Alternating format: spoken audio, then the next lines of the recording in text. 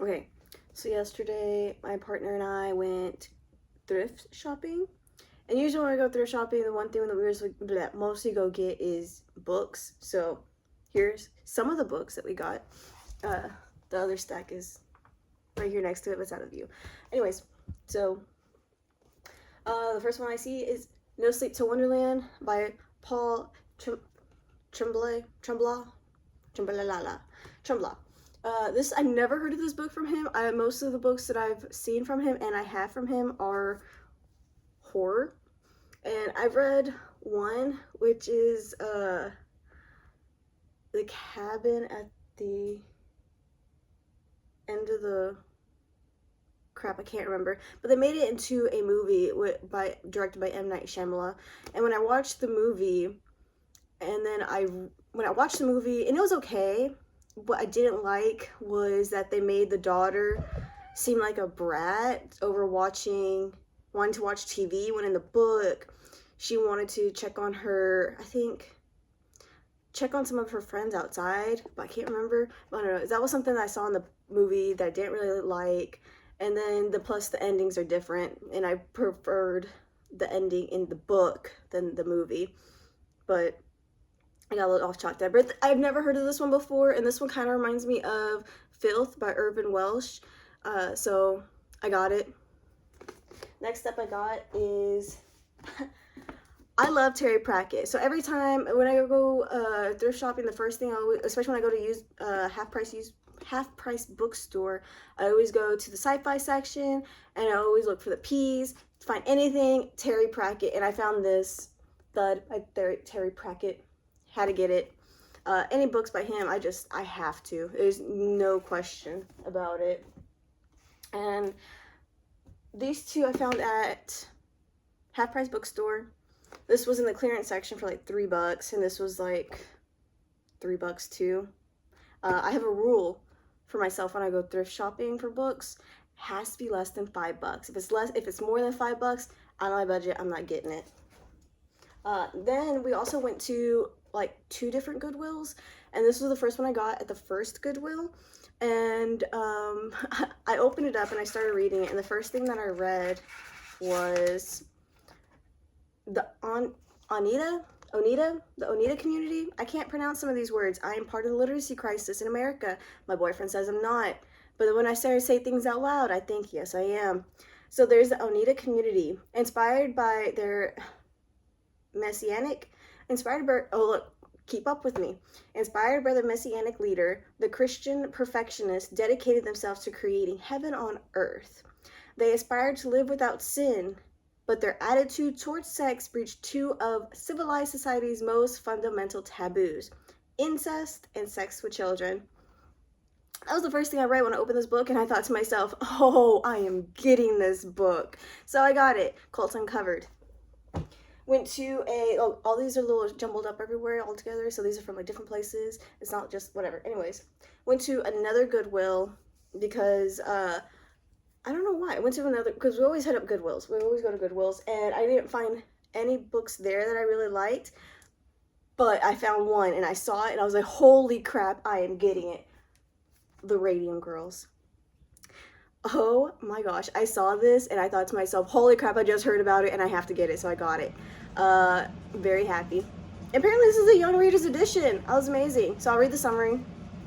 Tucked away in the bustling factories during the early 20th century, hundreds of young women spend their days hard at work painting watch dials with glow-in-the-dark radium paint.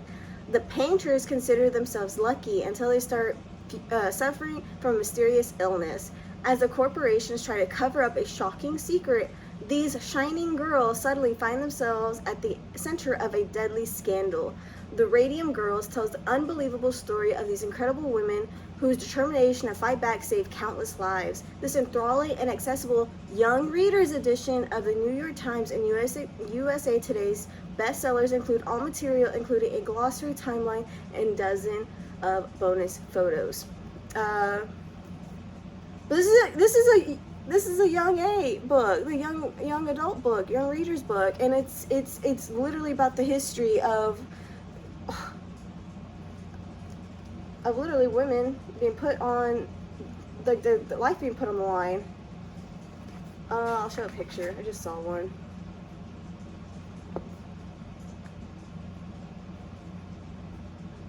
Okay, I'm not finding any, like, good pics. Hold on. No. Oh, this is, like, from 1920s. A Cold Cold Winter in 29. So here's one, Charlotte Purcell after her operation. There's that. That's one picture. Anyways, my boyfriend picked this one out. He got it, I think, at the first Goodwill or second Goodwill that we went to. I didn't realize until we got home that I already have the paperback, but he got the hardback of A Stranger in a Strange Land. Like I said, we already have this one, but it will not hurt to get two, or to have two. My boyfriend also picked out this one, Jack Kennedy by Chris Matthews. He got this one. I found this one at the first Goodwill we went to, and I was ecstatic. Sometimes a Great Notion by Ken Kesey. Ken Kesey's book, One Flew Over the Cuckoo's Nest, got me into fiction in the first place. So of course I have to get this one. And I was reading Electric Kool-Aid Acid Test, and this book came up and it was talked about, and this book got mixed reviews. People loved it or people hated it, and you know, One Flew Over the Cuckoo's Nest was always like top tier to me. It was #1 in my eyes. So I'm scared to read this. I was scared to get this book because I didn't want to be one of those people that read it and hated it. So I told myself, I need to get my own opinion. So I got it. I'm going to read it, and I'm either going to love it or I'm going to hate it. My boyfriend picked this one out. I completely overlooked it. I did not see it. If I would have seen it, I would have picked it up. But The Coke Machine. This reminds me of Fast Food Nation, which the 25th anniversary of that book is coming out in September 22nd, and I am getting that book. But this just falls in line with anything that I get. I love reading books about the food industry because the food industry is demonic, okay? It is scary. But I got this one, or my boyfriend got it, but it's part of our library now. We got these, Goodwill. I don't know if I didn't say that. Then we also, Half Price Books. They got these. My boyfriend found these at Half Price bookstores. I love Kurt Vonnegut. I love that man. Him. I always pronounce his name wrong. My boyfriend always has to remind me. Aldous Huxley and George Orwell. I love their writing. I love their stories. So whenever my boyfriends ask me if we have these, I told him no, but we're about to. We got them. We got these books. I can't wait to add them, and I can't wait to read them. My boyfriend found this one, Revelation, Writings from Russia, 1917. Any books from Russia I like, I know the name of it. Hold on. The Masters and Margarita. Love that book. Absolutely love it. So there's this one. I know it's not that Masters and Margarita, but he had this one picked out. And we have like 2 copies of Fahrenheit 451, but we don't have this copy of Fahrenheit 451. So we got it, and I might bedazzle it. Might, but you know, gotta have it. This was the first book that I picked out to start my entire book thrifting, and got it. I've heard nothing but good things about it, so I had to get it. We used to live here. My boyfriend picked out this one, Night by Elie Wiesel. We got this one. We have Les Miserables, but we only have like part something. We don't have like the full collection, but this was like $3.99 at Half Price bookstore, so I had to get it. Now this is a monster. This is a monster of a book. I've been reading Don Quixote. Hold on. I always say it wrong. It's either, hold on. Don Quixote. I've been reading Don Quixote for about 2 months now. I'm not even halfway through with it. So I put that book down for right now. And I'm reading Dopamine Nation. But those are the books I got while we went book thrifting. You know, what goes good with books? Plants. So we got some plants. Hold on, let me show you. So I got 3 plants, but I made this one into, this is 1 plant, but I made it into 3. Because I cut some of the longer ends and put them into their own little pots. But we got the white princess philodendron.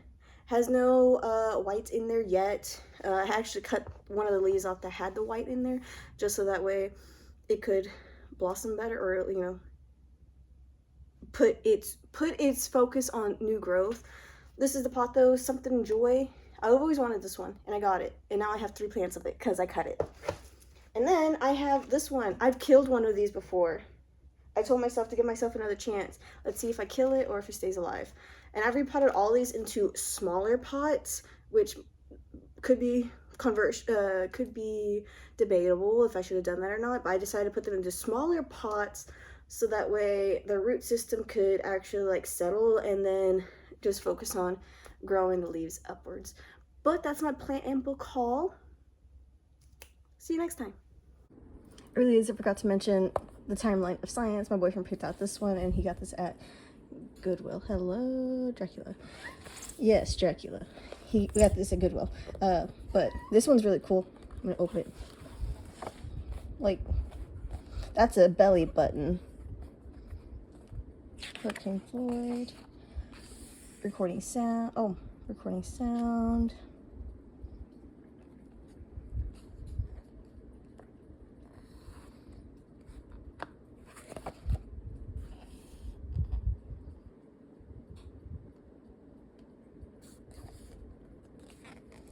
Ooh. Wow. Sorry, I keep showing my toes. I don't want to show them. And this is a really cool book. Like, you could totally just trip out and just look at this book. But, yeah. He got this one, Timeline of Science.